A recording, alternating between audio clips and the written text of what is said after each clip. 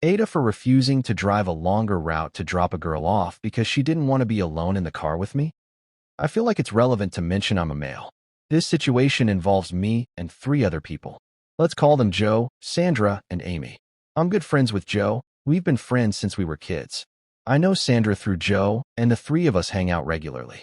Last week, Sandra invited her friend Amy to hang out with us. Amy and Sandra are good friends, and she's met Joe before. It was my first time meeting her. We just saw a movie and then went bowling. When everything was done, Sandra asked me if I was okay to drive Amy home. I said, yeah, no problem.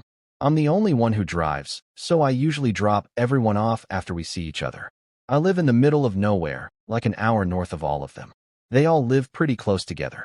From where we were and where everyone's house is, it made sense to drop off Joe first, then Sandra, and then Amy. Then continue on home. We didn't discuss the logistics in advance, so I dropped Joe off first, then was heading to Sandra's.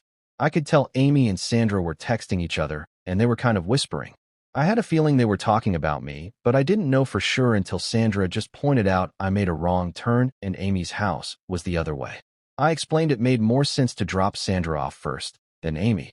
It was only at this point Amy mentioned she didn't want to be alone in the car with me. Her only reason was because I'm a man, and she alluded that being alone in a car with a man she doesn't really know is unsafe. So what she was asking me was to drop her off next, then drive 10 minutes back, in the opposite direction of my house, to drop Sandra off.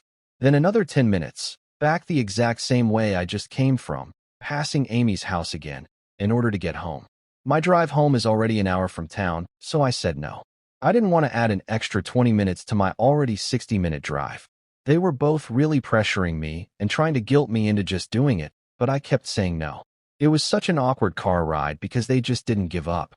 Amy just got out of the car at Sandra's house. She kind of slammed the door all aggressively, which pissed me off a little. I just drove straight home afterwards. Joe called me the next day and heard what happened.